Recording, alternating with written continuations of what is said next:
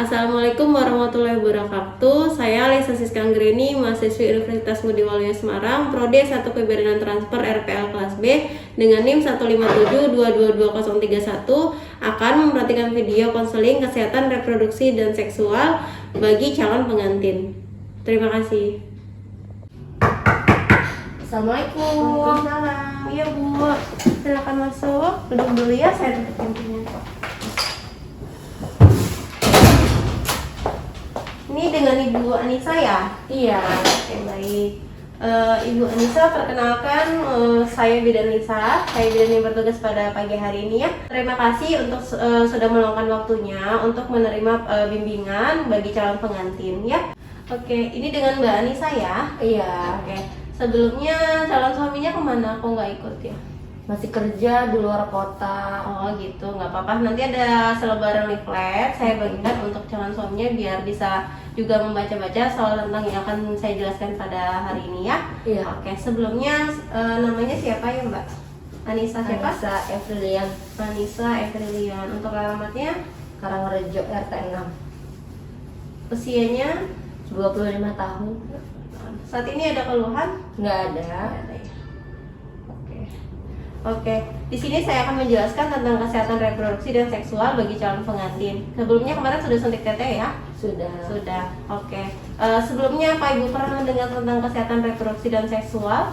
Nggak pernah. Enggak ya? Berarti nggak pernah mendengar sama sekali ya? Iya. Oke, kalau gitu di sini ada lembar balik tentang kesehatan reproduksi dan seksual bagi calon pengantin ya.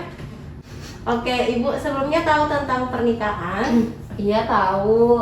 Apa itu? Kayak laki-laki sama perempuan kan menikah, terus ya ingin punya anak. Oke, benar. Ini saya akan menjelaskan yang lebih jelasnya ya tentang pernikahan. Jadi di kesehatan reproduksi dan seksual bagi calon pengantin itu yang pertama ada pernikahan. Pernikahan itu sendiri yaitu ikatan lahir batin antara seorang pria dengan seorang wanita sebagai suami istri dengan tujuan membentuk keluarga. Tadi benar. Jadi laki-laki dan perempuan menikah untuk membentuk keluarga, kemudian rumah tangga yang bahagia dan kekal berdasarkan ketuhanan yang Maha Esa. Lalu kalau untuk persiapan pernikahan itu sendiri ada persiapan kesehatan fisik, kesehatan mental dan juga spiritual, dan yang utama yaitu finansial gitu. Ya, gimana Ibu sebelumnya sudah paham ya apa Udah. persiapan pernikahan itu ya? Kemudian nih. Tadi benar. Kemudian bagian dari kesehatan reproduksi dan seksual bagi calon pengantin ada hak reproduksi dan seksual ya. Jadi hak reproduksi itu sebelumnya Ibu pernah tahu? Nggak pernah. Enggak ya. Jadi hak reproduksi dan seksual itu yang pertama hak untuk mendapatkan standar tertinggi kesehatan reproduksi dan seksual. Kemudian hak untuk membuat keputusan yang berkenaan dengan kebebasan reproduksi yang bebas dari paksaan, diskriminasi dan kekerasan. Lalu hak untuk bebas memutuskan jumlah dan jarak kelahiran anak-anak serta hak untuk memperoleh informasi sekaligus sarananya. Kemudian yang terakhir, di sini ada hak untuk mendapatkan kepuasan dan keamanan dalam hubungan seks. Ya, di sini ya ada persiapan pranikah, ada persiapan fisik, gizi, imunisasi sudah ya. Kemudian Sudah. menjaga kebersihan organ reproduksi. Nah, di sini saya akan menjelaskan untuk organ reproduksi perempuan dan laki-laki.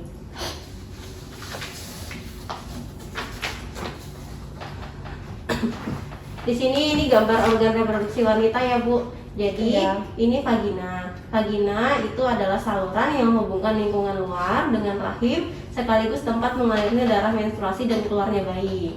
Ya, kemudian di sini serviks. Serviks itu adalah salah satu struktur dari bagian rahim, bagian bawah yang menyempit dan membuka ke arah vagina. Kemudian di sini ada saluran telur. Saluran telur itu membawa sel telur dari indubulum ke rahim. Pada saluran ini terjadi fertilisasi atau pembuahan. Nah, di sini juga ada, ini adalah bagian dari rahim. Rahim yaitu tempat berkembangnya janin. Ya. Kemudian ini kalau untuk organ reproduksi pria, Ibu kan mau menikah, jadi juga harus tahu tentang organ reproduksi pada laki-laki ya. Nah, di sini di organ reproduksi pria, yang ini bagian penis. Penis itu fungsinya sebagai saluran sekaligus tempat keluarnya sperma. Ya. Kemudian di sini ada skrotum. Skrotum itu adalah berperan untuk menjaga suhu testis. Nah, testis tuh yang ini ya. Nah, testis tuh yang ini. Kemudian kalau untuk testis itu sendiri yaitu untuk memproduksi sperma dan hormon testosteron. Kemudian di sini bagian epididymis, ya. Ini yang warna putih ini kecil, ini epididymis yaitu tempat penyimpanan sperma secara sementara, gitu ya. Kemudian untuk masa subur dan perencanaan anak, ibu rencananya mau anak berapa nanti setelah menikah? 2 aja. 2 cukup ya.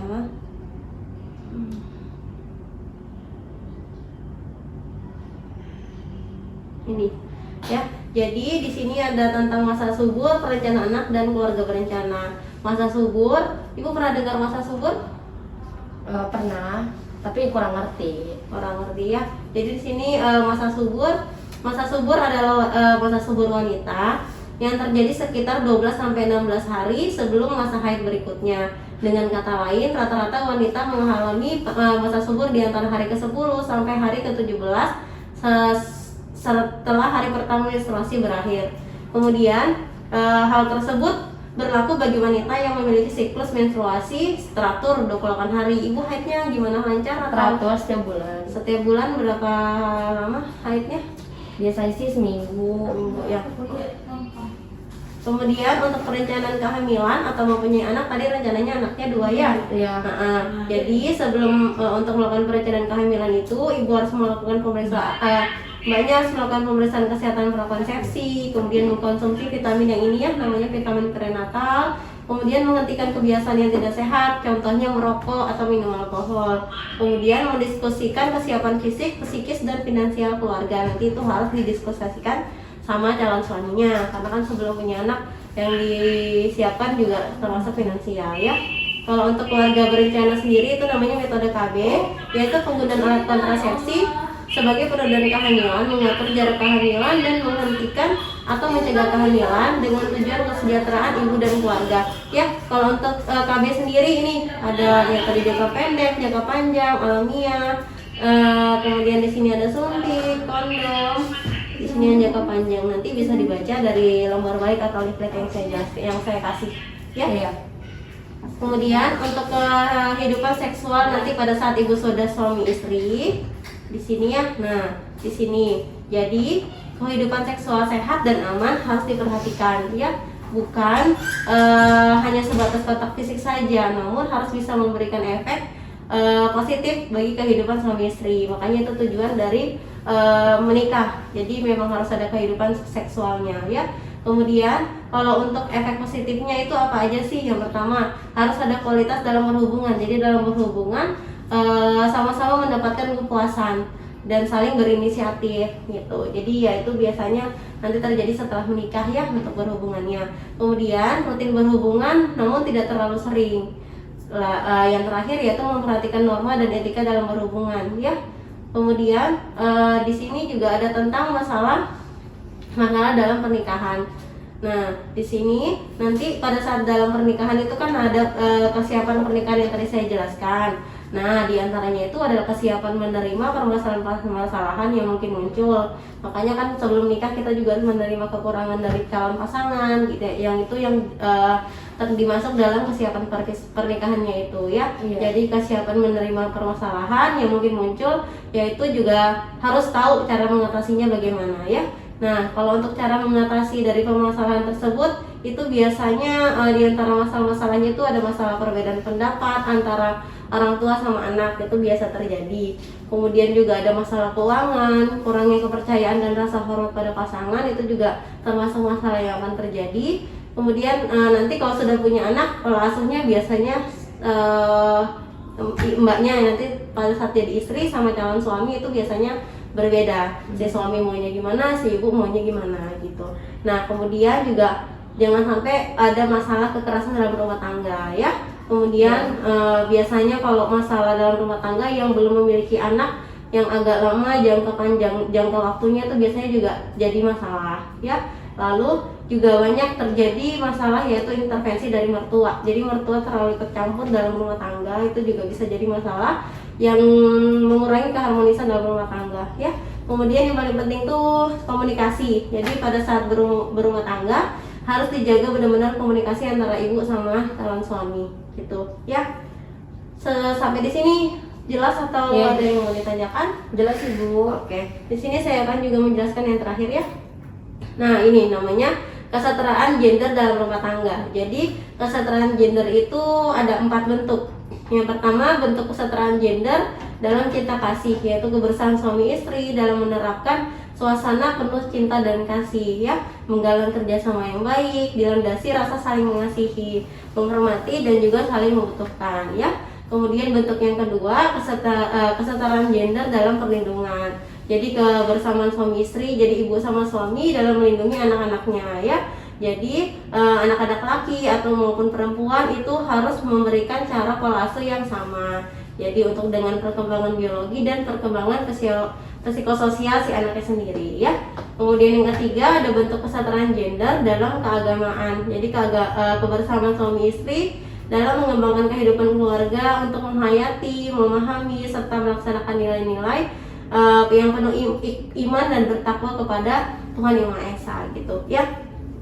Kemudian yang terakhir ada bentuk kesetaraan gender dalam sosial. Jadi memberikan kesempatan kepada pasangan atau seluruh keluarga untuk mengembangkan dan menanamkan nilai-nilai luhur budaya. Jadi kan biasanya kalau dalam pernikahan tuh ada budaya-budaya yang berbeda dalam suku. Jadi itu biasanya masuk di dalam kesetaraan gender dalam sosial gitu ya.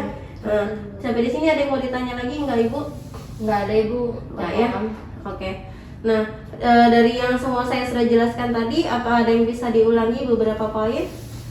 Iya Bu, jadi kalau misalnya pernikahan itu berarti ada yang namanya hak reproduksi dan seksual, terus ada masalah-masalah dalam pernikahan itu pasti ada. Iya betul. Terus kesetaraan gender dalam pernikahan itu pasti ada gitu ya. Iya. Sama pola asuhnya berarti nanti pola asuh saya sama calon suami saya itu berbeda gitu Iya. ya Bu ya untuk anak saya nanti. Makanya itu bisa jadi masalah di dalam Pernikahan ya. Iya, Iya, ya. Oke Bu. Oke. Nanti bisa sambil jelaskan ke calon suaminya ya. Nanti Iya. kan ini lembar baliknya saya bisa bagi.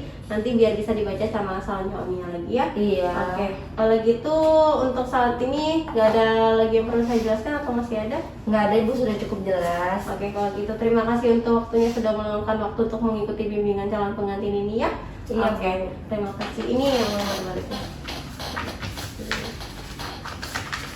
Nah itu ya saya bawa ya Ibu. Ya, Terima kasih. Setelah melakukan konseling, melakukan pendokumentasian. Sekian video dari saya. Terima kasih. Assalamualaikum warahmatullahi wabarakatuh.